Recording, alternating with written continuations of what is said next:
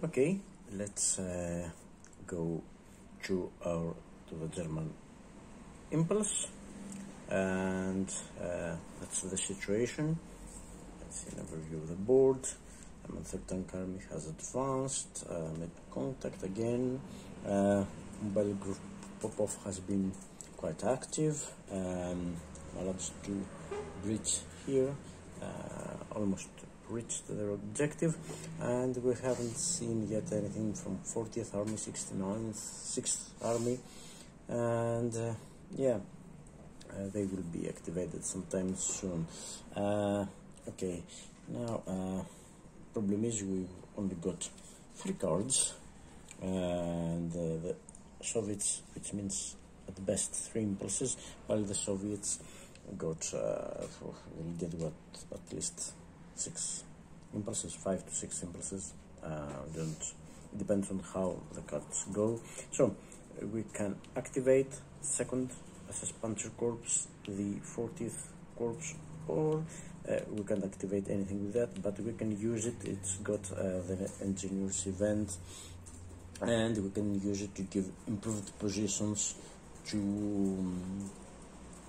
some units. I think it's 3 units. We can give them improved positions and help them prepare for their oncoming attacks.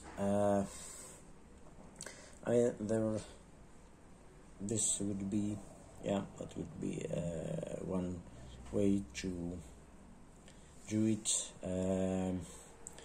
Another one, I'm still tempted. It's here. This is a 1-step unit, just to strength next to a powerful. The stack is I think 12 next to a stack of, and it's surrounded right now, and I'm tempted to attack it because that would free these 2 hexes. So Slavyansk would be then proximate to my units, even that the unit would be proximate to Slavyansk if we get control of these 2 hexes. So they would have, the Soviets, I think the system would have to address that, and maybe that would stem their advance. However, I'm not quite sure, because Mobile Group Popov is spearhead unit, and it seems that they don't actually care about getting surrounded or getting flanked or anything like that. They just advance, and they try to advance this way. Now the other one is of course the 2nd SS that I could activate and place them better. I mean, one thing would be to get them back here and prepare Kharkov for a siege, let's say. The other, and it's quite a bold move, let me tell you, is that I could activate SS Panzer Corps and use this stack here to kind of get here somewhere and kind of stem another obstacle for Mobile Group Popov, trying not to get them to move too soon. Of course this is risky because it creates a gap here. The rest of the line is pretty much okay, but it creates a gap here. But I think that the main axis of advance is one going that way and the other one goes that way. The 3rd Army Voronezh front, it will gravitate sooner or later here to Zmiyev, but still I can what I'm really worried about is that Mobile Group Popov will try to surround. I want to keep Corporals alive as much as I can, and of course keep the 40th Corps as intact as I can until later, so I could do something, so I could use them to give some trouble to the mobile group Popov there. And I mean, if things don't go very well, well, I don't know what happened. Well, anyway, if things don't go well, they will advance anyway. Besides, we could advance with probably better odds. So, yeah, I think it's a bold move. I mean, I've seen that the German, the Soviet solo, in the Soviet solo, the Germans in the first turns try to plug some gaps, at least, and it's not consistent with my policy, you know, just retreat and fight another day. But I'm quite, I think it's a bold move, but I don't think it's such a bad move after all. I mean, this unit isn't going anywhere, and I can always attack next impulse if things get to it, and you know. So and I don't think mobile group Popov, it seems that they have forgotten this unit. I'm really worried about surrounding all this unit, going for these hexes, my lines of support. So let's see, tough decision. Yeah, I think I'll do that. I'll do that. Okay, risky move, bold move, but okay, it's not about strategy, as Grant has also said in his videos. It's not about strategy. It's you know, about getting the rules right, trying some things. So this is it. Activating second SS Puncher Corps, and yeah. Okay, let me get this out of the way. It goes to primary discards, and okay, let's zoom a little bit so we can get a better view of what I'm doing here with these units. Oh, that's better. So my plan is move that stack, move it. I think it can get here, yeah, or don't think it can get here. It would be interesting, and if I think here is better because zone of control, and yeah, it would again close the gap. So let's see if I can do that. Both mobile, it's a stack of strength 9, so it won't be so easy for the Soviets to, you know, dispatch them in one go or something like that. And our lines, the roads here, this road or in this road, you can easily get them around here and retreat back towards Lozoy or Kharkov, for that matter. So there goes nothing. So it's 1, it's 2, it's 3, it's not a zone of control any of this hex, and it could now go 4 here and stop, or it could go no, we've got to cross the river, so it would be +1, it could go 3 +5 +6, no, no, I'll prefer this 4 and stop entering the zone of control of this unit. But okay, I've again closed my lines, no gap for the mobile group Popov. There's even a zone of control here. They can't go, they have to go all the way around here to get back to me. Okay, I know there's the 6th army there, but yeah, it will take them some time to get them, and I could always react. And the other thing I'm going to do is, since I'm moving, I'll get this unit back here into Zmiyev. I hope I'm pronouncing, no, probably not pronouncing right, but I'm getting there to Zmiyev. And yeah, because it's across Donetsk, it's going to be harder for them to attack. It's a city, it will absorb one hit.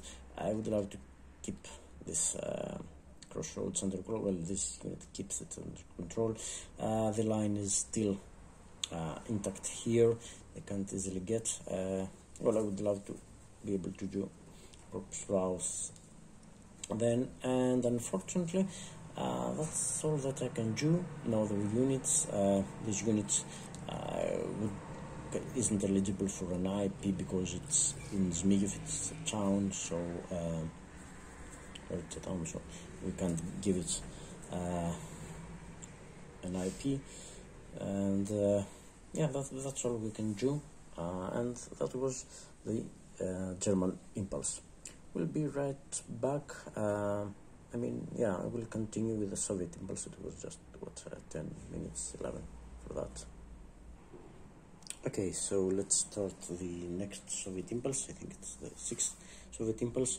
Draw 2 cards. 1, 2, and okay, this is primary, so this is going to be the command card. This is not primary, supplemental, so it doesn't get to be, it has to be the auxiliary. And as always, we check for command events, and yes, again, 1 to 5, it's command delay, so this goes there, so they'll get another, it's prolonged, so back, shuffle. Wow, I hope, yeah, well, I don't know where that card is now, but we've got the 69th Army, and examining the commands in order, so there is yes, event command delay, but first order is activate all units in Army. So let's go over to the 69th Army and see if we can activate those units. Forgot to mention that of course you have to pass the activation check, which calls for at least one non-isolated unit of the formation of the 69th on the map or in the reserve box. Obviously no isolated units exist, so they will get activated. And as always, when we activate any units in front, and this is the Voronezh front, the first thing we do is check the location of the objective for relocation, and we've got to see if there are no unit occupied. Of course, the objective hex, no unit occupies. The objective is you can't see it. Just let me. Yes, the objective is right here. Zmiyev underneath my unit here. So yeah. So that would be. No, it's German occupied, and a unit of the front should be adjacent to that to be relocated, and no, we don't check proximity because the objective has to be unoccupied in order to check for proximity. Let me get back to the units of the 69th Army. So no objective relocation, and we go to movement, and let's check the movement methods. And starting, these are not okay. So movement method 1, descending order, is take VP hex, and no, this is not happening. There is no unoccupied VP hex that they could enter. I mean, there are two situations here: enter empty German town or city. Nearest one is what, Kharkov. No way they can reach it. They are infantry for movement, even if nothing else was on the map. They couldn't.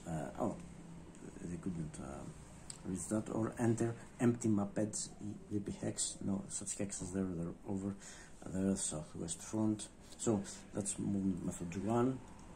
Now movement method 2, adjacent to German VP hex and near objective. Okay, so the nearest German VP hex, well, two. This is one here, and the other one is here. What could possibly, but and closer, of course, and near objective. Objective is here, so we have to. Okay, and let's see if any unit can reach. Well, they would have to reach these hexes here. So let's see if they can. It's 1, 2, it's 3 and 4. No, 1, 2, 3, 4. This is at 1, 2, 3, 4. Yeah, they're all infantry units. No unit can reach a German VP hex, adjacent to German VP hex, not near adjacent. So, no movement method 2. Movement method 3, open supply lines, notes from turn 3 onwards. So, now these are not spearhead units, so we go to method number 4. Descending order goes surround, and it calls us to move to a hex that, if occupied by the unit, would cause an unsurrounded German unit to become surrounded. Okay, in order to do that, you first got to, I mean, obviously no one unit can achieve this, because, well, it would have to go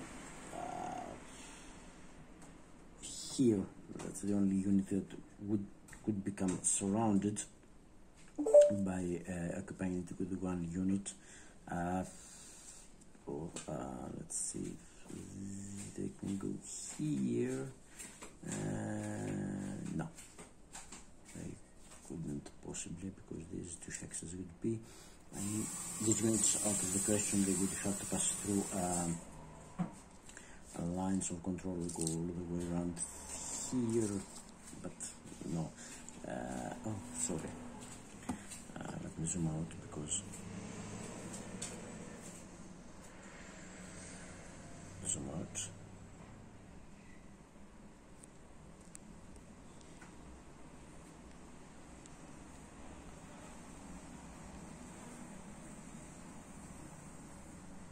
Yeah, okay, let's take that. I mean, they would have to go past these guys and all the way past Belgorod and find themselves not enough movement. They can't surround here, but just for the sake of it, let's say if they can get here, it's what? It's descending order, so it's this unit first. 1, 2, 3, 4. Not even. Say 1, 2, 3, 4. This could go adjacent, but zone of no way of surrounding this unit, and this one. 1, 2, 3, 4. Okay, if we get the unit here, it will control these hexes. This unit controls these hexes, but these two hexes would again be sorry, yeah, it's better. And these two hexes would be uncontrolled, so no, and of course no other unit. So there goes movement method 4. Okay, number 5. To Soviet VP hex, any unit move to an empty or garrison Soviet VP hex targeted for the active front, and to which a German unit is proximate. On empty or garrisoned. Okay. Let me show you.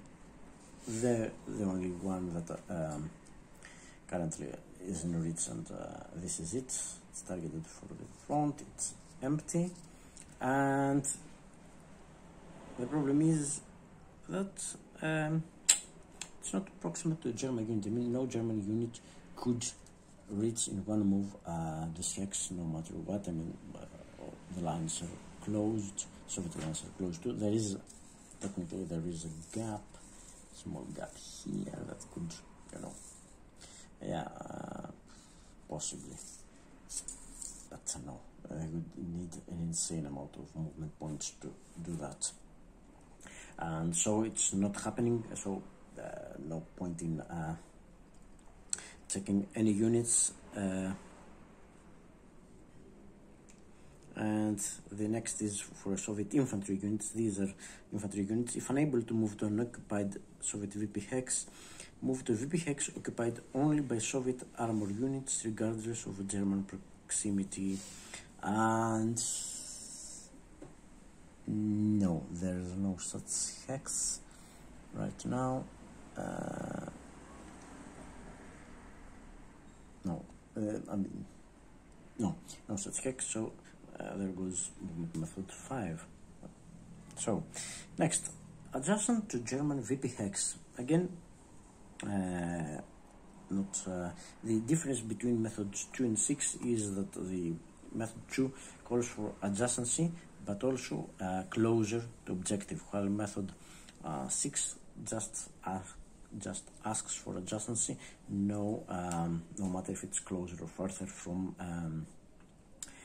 the objective. But again, as I've said, they can't, no unit can't reach this hex, which is the closest to their starting points. Even, see 1, 2, 3, 4. No way of extending that. Good. So movement method 6, no. Movement method 7, adjacent to German unit in logistics hex. The logistic hexes, for this front are these yellow hexes here, and there is a unit stuck with the objective here. These are the hexes, and I mean they would have to get adjacent to this unit for this method. And yeah, as you can probably see for yourselves, this is not happening with the movement of 4 or even larger movement. It wouldn't help. So let's go to number 8. Just adjust its descending order, adjacent to German unit to an unoccupied hex that is adjacent to a German unit and not adjacent to a Soviet unit adjacent to the same German unit. Okay, it's a little bit of off, but let's see. And it's descending order. Okay, let's start with 14. Can it reach this or maybe this? It's 1, 2, it's 3, it's 4. No. 13. It's 1, 2, 3, 4. Yes, this can reach. This hex can reach another one. Oh, sorry, it's goods. Oh, I was thinking about. According to the chart, infantry spends 2 movement points to pass through it, so it would be 1, 2, 4. No. And if it could go 1, 2, 3, 4, still not adjacent. That's interesting. Let's go to 12, which starts closer, and it would be 1, 2, 3, 4. Yes, that one can, and we will do that because adjacent to German unit, unoccupied hex, not adjacent to a Soviet unit, adjacent to the same unit, and preference, no preference, because there's no other possibility. So it will go 1, 2, 3, and 4 here. So okay. So next one, again the same. 11. Yeah, it could be the same. 1, 2, 3, 4. But let me see, unoccupied hex and not adjacent. No, it's not an. There is no. I mean, the only hex that could go. And not adjacent. This one. And yeah, only this one hex. According to the rules, it's not a preference, it's a requisite here. I mean, sometimes we mix preferences with prerequisites, so that's a prerequisite here, not a preference. Move to an occupied hex, adjacent to German unit and not adjacent to Soviet unit. Okay, the only hex that qualifies is that one, but in order to reach that one, you will have to go 1, 2, 3. Here, no. 4, and no, it's not, so no. Let's check this unit, number 10, but I don't see it going anywhere. It's 1, it's 2, it's 3, it's 4, no. So that was movement method 8. And let's try for movement method 9. I hope you get a bit here. 9, it's relieve garrison. No garrisons on the map. I mean, the movement is applied only turn 4 onwards. So, sorry.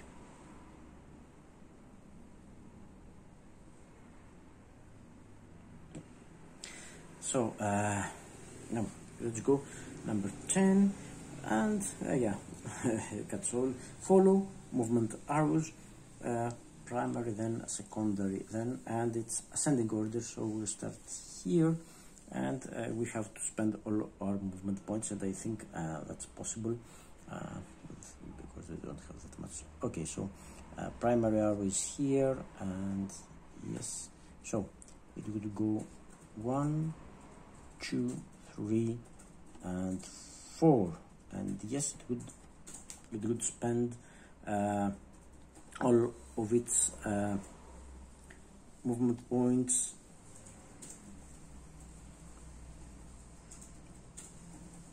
Yes, so yeah, it's a valid move. So next, number 11, same here. 1, 2, 3. Yes, and the arrows here, 3, 4. Yep, that's a valid move. Again, 13. Let's go 1, 2, 3, and yes, it can't go. It says to prefer. There's a preference. Prefer move that ends in an unoccupied hex. So let's see if we choose differently. I mean, if we follow this arrow, would and would go 1 and 2, 3, and 4. Yes, I think yes. And farthest in hexes. Okay, both. Yes, it's for the hexes. No, it's not. It's the same, but and it's closest to objective. It's unoccupied, so it's the first process. It seems strange that they spread out a little bit, but it's a valid move because we consider both primary and secondary arrows, and since it can. It has to spend all its movement points. This move will allow to spend its movement points. And last but not least, 14. So it will go. Let's see if it goes primary. 1, 2, 3, and 4 or 4. Okay, let's see if we can get it to an unoccupied. With a little bit different route. We go, let's say 1, 2, 3, and 4. Yeah, it would be, or we go 1 and 2 and 3 and 4. Yes, that could also apply, but let's say what do we prefer? First distinct hexes from the movement. Yes, both does closest to the objective. Yes, closest to objective. I think the closest objective we can get would be 1, 2, 3, and no, it's not unoccupied. Sorry, my mistake. But we go 1, 2, 3, no, maybe 1, 2, 3. No, I think the only one that gets in unoccupied is this combination, which means 1, 2, 3, 4. Yes, so it's the preference. You spend the movement. It's an unoccupied hex. So that's pretty much all. We don't examine any other methods because all units of 69th Army have moved. So that will conclude the movement phase, and next we're going to check for attacks. Okay, so let's do the attack checks now. We check in ascending orders units that are adjacent to German occupied hex. Okay, but ascending, I mean only one unit. This one is adjacent to a German occupied hex, a unit from the 69th Army. So let's do that attack check. Sorry, and is the active unit? Yeah. So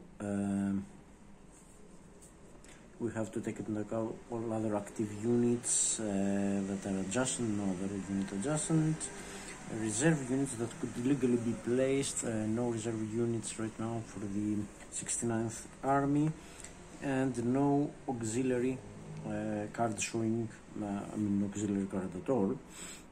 But okay, so the attack strength is 3 and the defense strength is 4. So let's check if any other modifier applies. Improved position, no. Defender adjusted to supplied unit, no. All attacker across donates, no. Units dispersed, no. All German units out of supply, no. So that's it. It's 3 against 4. So it's 3. So it's less than 1 to 1. The situational strength is less than 1 to 1. So according to the attack check, if less than 1 to 1, do not conduct the attack. So and yeah, this concludes the Soviet impulse. Since they can't attack, no unit is eligible for anything else right now. I mean, all other situations are for later turns. I mean, then we would check for after attack checks, we would play eligible reserve units on the map, that's turn 4 onwards, or remove eligible active units to reserve box, that's turn 2 onwards, would still turn 1, or we would place an IP against turn 4 onwards, or we would remove dispersed markers from active units, no dispersed market. So so we discard the command card, and it's over. The Soviet impulse. That was fast, yeah. So that's over. So it's going to be just about 3 minutes, and okay, it's going to be one video. This one. Sorry for misguiding you next. So that's the both in this video. Soviet German impulse and Soviet impulse, and in the next one we go with the next German impulse.